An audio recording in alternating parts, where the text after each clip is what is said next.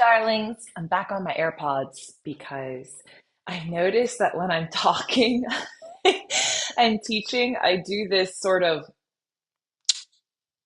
noise in between sentences, and I'm wondering if when I use these, if it'll pick it up as much, especially because I'm incredibly unaware of when I'm doing it. So we'll see how that mic does now. Maybe they'll be more forgiving. Oh, it's so funny. Anyway, so let's talk about the topic for the day, which is this book. This is turning into a book club series. This is Captivating by John and Stasi Eldredge. When I spoke about John's book, Wild at Heart, I hinted at this book. This is about exploring the treasures of the woman heart and soul. This is the study guide, so the actual book doesn't look quite like this. This is another study guide that I accidentally ordered.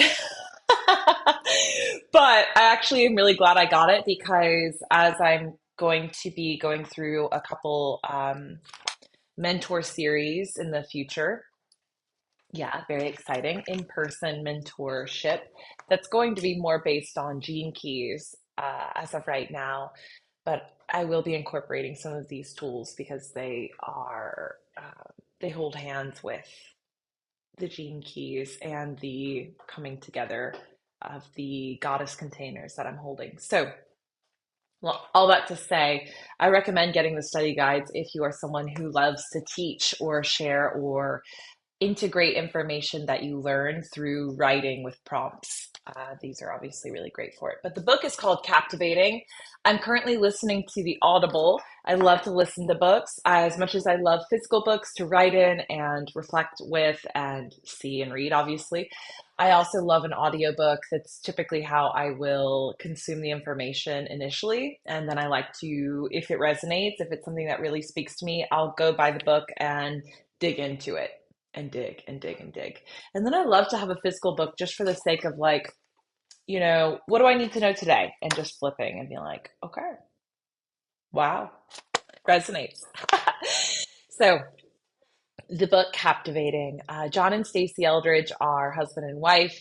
John wrote the book Wild at Heart and many other books over 2 decades ago. And I did a Phoenix Diary on Wild at Heart. It is exploring and understanding the masculine soul. And it is what allowed me to even become acquainted with this information now that I'm diving into.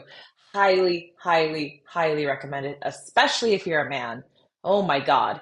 But if you are a woman like me who seeks to understand and make the unconscious conscious, then I also very much so recommend it for you. If you are in relationships and you find that you are often struggling and feeling out of alignment, it is so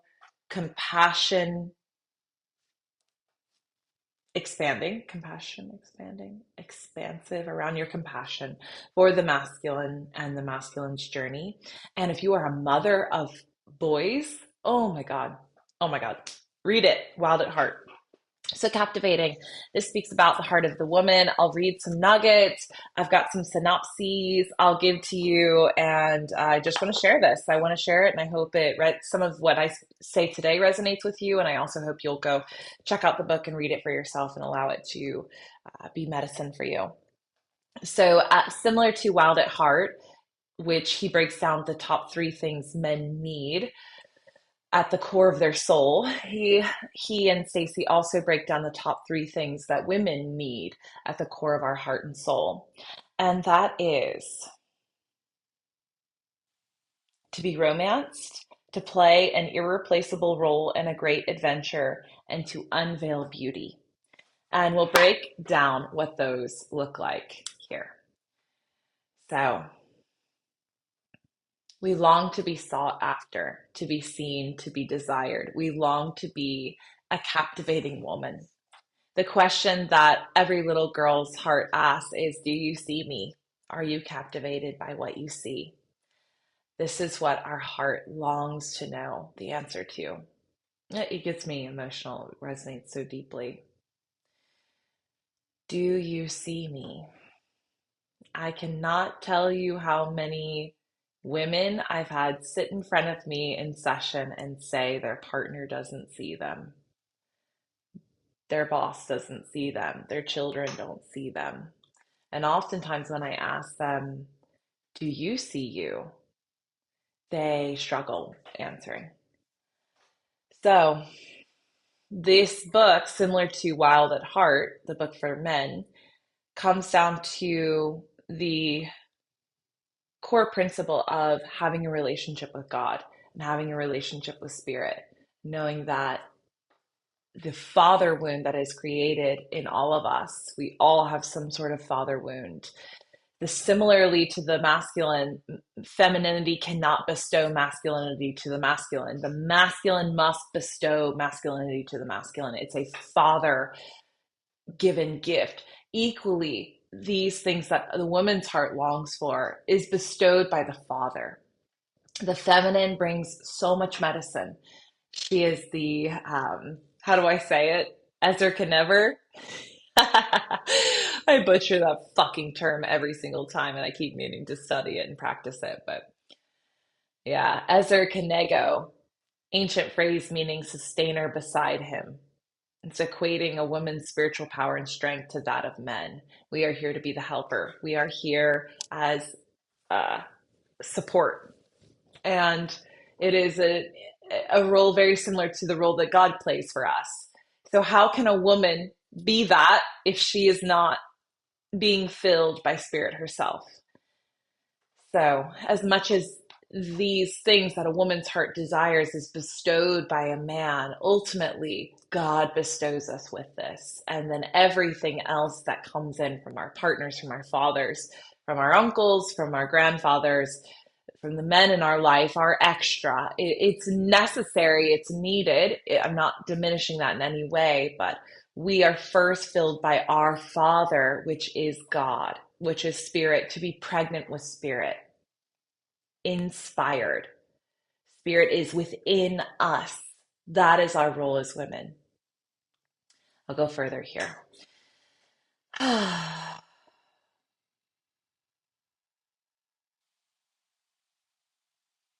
We long to play an irreplaceable role in a great adventure. This made the top three needs for us women. We long to play that irreplaceable role. We long to be irreplaceable. No one else can play this role like I can. And to be whisked away in an adventure. You know, I think of Tangled. I think of the princess in Tangled, or is she a princess? I haven't watched it in a while, but I'm just getting a scene right now in my mind where she's on this adventure and this quest, and she can't fulfill her role without the strength of the man and his beautiful hilarious horse coming in.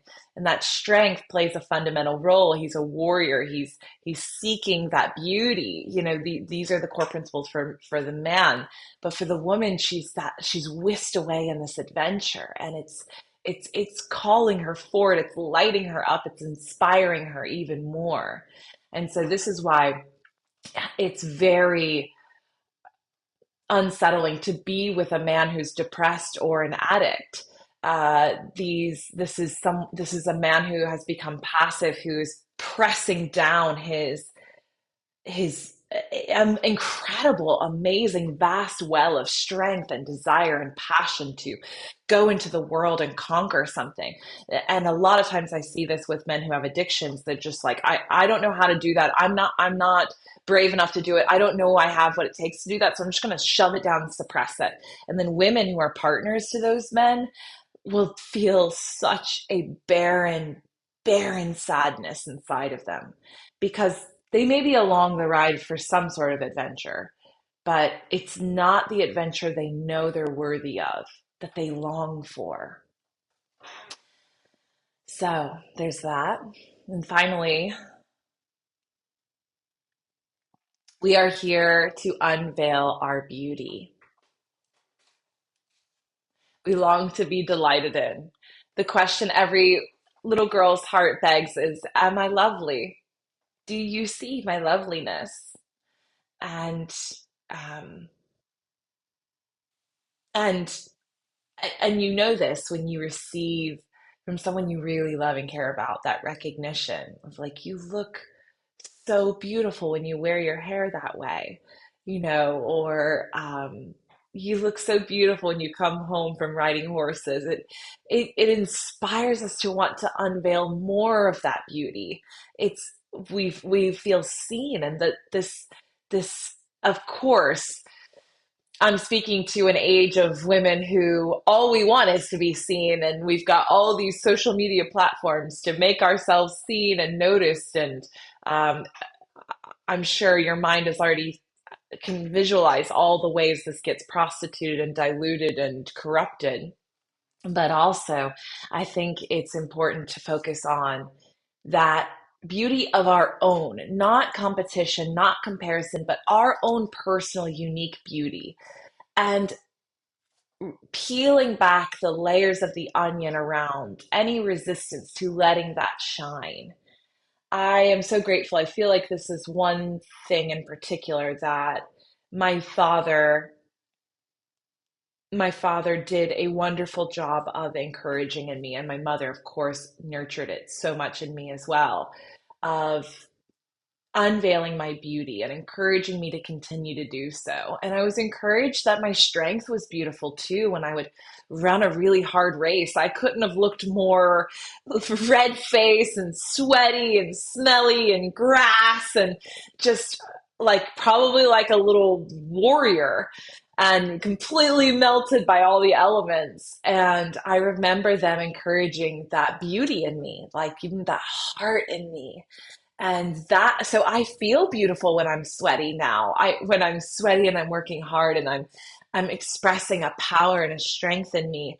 And I know that's my beauty as well. So it's not just the perfectly curled hair, the shiny earrings, and the most beautiful designer outfits. And it's not that. It's your own unique beauty. It could be sweaty, red face, just race 3 miles, set a PR, and you're just like spent and just like in the glory, basking in your runner's high of like, that is beauty too. That's power, strength. It's heart, it's soul, and I think we long to be surrounded by men who see that, to see us in all of our colors as beautiful. And it encourages us to want to unveil more and more and more of it. And so I'll read a little bit more here for you to give you guys an idea of the book. Overcoming darkness and pain. As Captivating continues, Eldredge explores the battle against the evils that attempt to destroy a woman's glory. He emphasizes that the damaging effects of these challenges can lead to a woman's heart being assaulted or even captured. Eldredge proposes that restoring a woman's heart through vibrating with the experience of God's love and truth is the key to overcoming this struggle. Eldredge later talks about the significant role women play in the grandeur of God's narrative. He celebrates women as warriors who fight for what they love and believe in, uh, irrespective of the trials they have faced. He denotes them as Ezer an ancient phrase meaning sustainer beside him, thus equating women's spiritual power and strength to that of men. Embracing the true beauty, Eldredge further delves into the concept of beauty, viewing it as a vital part of femininity. He suggests that beauty comes from within and is not merely an external attribute. Women embody beauty by offering life, moving gracefully, and assuring others in their nurturing way. A woman who embraces her beauty becomes a source of joy and offers a glimpse into God's heart. However, Eldredge acknowledges that society has tainted the perception of beauty, tying it to physical standards and causing women to feel inadequate. He encourages women to detach from these norms and realize their inherently divine beauty. Unleashing feminine power. Concluding Captivating, Eldredge reiterates women's essential role in God's plan. He proposes that women can make a lasting impact in a world where their worth is often undervalued. All they must do is awaken their powerful feminine hearts, which are indeed captivating. Ultimately, Captivating serves as an awakening call, urging every woman to rediscover her genuinely feminine heart, embrace it fully, and express it unapologetically to the world. It invites women to realize and believe in their enchanting beauty, powerful strength, and the magnificent influence they can have in their world.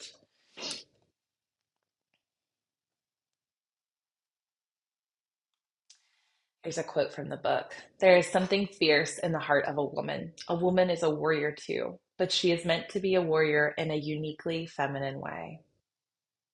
Tender and inviting, intimate and alluring, fiercely devoted. Oh, yes, our God has a passionate, romantic heart. Just look at Eve. So we are designed to be that way. Of course, we can see when we are in our shadow, we are controlling, manipulative, stressed, judgmental of ourselves, inadequate. We are anything but tender and inviting, intimate and alluring, and devoted. And so it's about looking at your father wound and healing that, deepening your love of God and spirit, and remembering you are seen, you are captivating, making sure that you know that God sees you and that you see you. You will continue to attract relationships that mirror that back to you the deeper you go into that work. And this isn't about blaming what your father, your physical father, was capable of giving you or not giving you. All of it was perfect because it was. It was what happened. So of course it was perfect. And you now, as the woman watching this, are here to alchemize that medicine and then ultimately help other women, of course. And then to be, that Ezer Kenego, that support, that pregnant with spirit beauty that is a part of a grand adventure. There's so much more to this book. I love how it speaks about, of course, women can have their own strength. Of course, women can have their own passions and adventures. Of course. And also, we long and desire for relationship. That's what we are created for. We are, yeah, it makes me emotional. We are here to make those connections. And a lot of women do it very, very naturally. I think when a woman's deeply out of alignment with that, she becomes quite isolated. And there's something very wrong when you see a woman that's very isolated in that way. There's something disconnected there. Um, she's forgotten how captivating she is.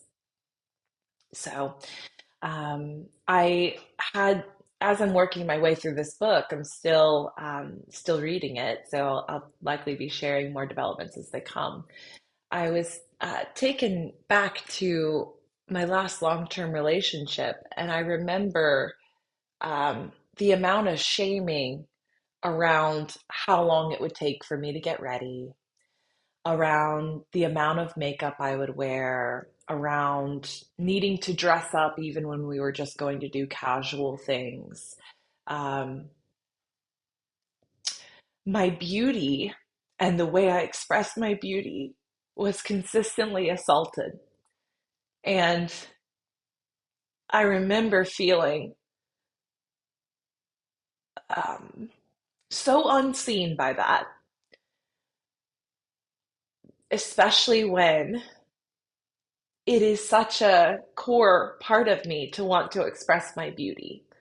I take a lot of pride in how I present myself, even if we're doing something casual and running a simple errand. I still have a particular way I would like to express myself for that day. It has nothing to do with what is happening in the day. It's my art. And I remember having to explain that, feeling like I had to explain it and defend it, and how silly it felt to have to explain that. Something that was so innately natural in me, that was something as easy as breathing for me. It really wasn't a tedious task for me. It's something I delighted in. I love the 45 minutes it took for me to shower, put my makeup on, do my hair, and get dressed. And also, I often thought about other women I knew that took a hell of a lot longer than 45 minutes from shower to finished final product. And I thought, wow, this is someone who doesn't celebrate or see the feminine.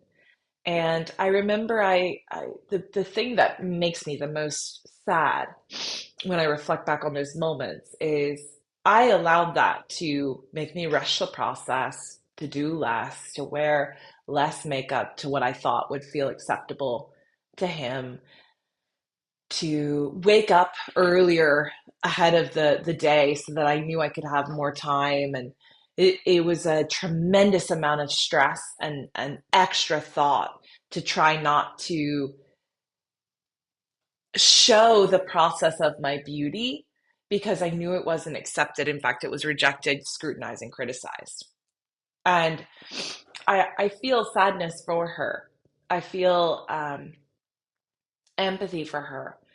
And I'm also just, these tears are also sort of joyful because they confirm that I was in alignment and I was given a chance to stand up for myself and pivot out of a relationship that wasn't truly for me. And that knowing was true. So, in a way, I sort of celebrate that version of me that knew I shouldn't have to defend this. I shouldn't have to explain this. I'm not seen in this situation, and therefore I'm not safe. I'm certainly not celebrated. And so now I take that medicine, that learning opportunity that I was so determined to have, so determined, and I'm anchoring it in as a standard for anyone that is to be with me and to be in partnership, that they will be someone who celebrates that beauty, encourages more beauty to be unveiled.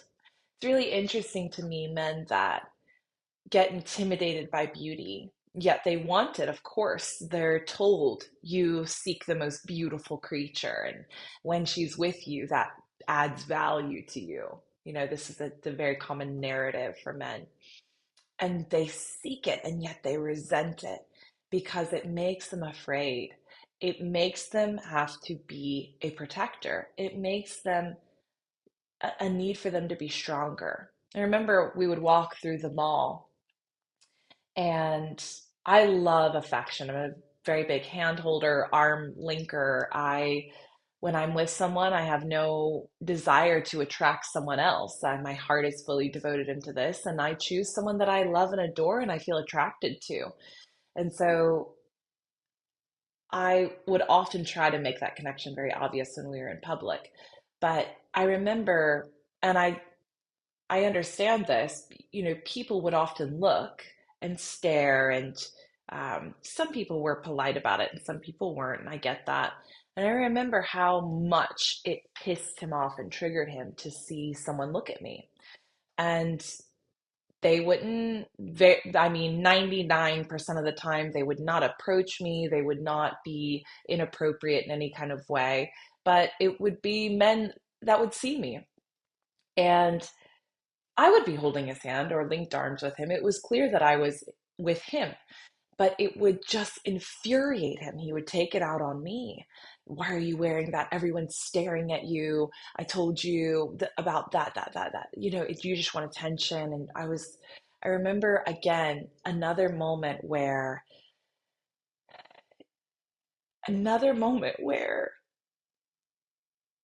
I wasn't safe. Um, I wasn't with someone that was strong enough to hold all that it was that I am. They weren't told that they had what it took to be a protector, to be a partner, to someone who has beauty, to anyone, honestly. Because there's beauty everywhere. There's beauty in all kinds of women, all women. When I look at women, I'm like, oh my God, she's beautiful. She could look nothing like me. She could have short black hair. She could be a short person, a tall person, a thin person, a big person. There's so much beauty in everyone. And men are designed to see it and recognize it. It doesn't mean they're being inappropriate or not respectful. It's just we are here to see and observe. So I remember that those moments often, I have, again, so much compassion and empathy as I study information like this that reminds me that my standards for a partner are so much different than they were before because I was selecting someone who had a deep um, instability at their core. And this happens so much. We represent spirit as women. We are God. I mean, the only ever time that word ezer is used in the Bible, in the scriptures, is referring to God and referring to Eve. While Adam is made of the earth, he's here to rule over his dominion and over all the creatures that inhabit it, or that inhabit it. And so, and to be that strength, that earthy, grounded, primal strength. And so many men have no connection to spirit, and they see a woman and they think that she is their God. And so, but then they want to make that woman fit into their current reality. Whereas God challenges us, challenges women in a different way, but it challenges a man to be stronger, to face more trials, to be a warrior, to be passionate, to move forward, to sharpen themselves. And a woman also challenges a man to do that. And so a man that is not a warrior or not prepared to lean into struggling, lean into becoming better and knowing that he'll never arrive anywhere, that's the whole journey, then his woman will forever trigger him into feeling like he's not enough. And that's why reading Wild at Heart is so insightful as a woman. You get to really see the three core principles that a man desires and what a little boy asks, and if they get that question answered as they grow up. So often we are dating men that are in, yeah, men bodies, but boys inhabiting them.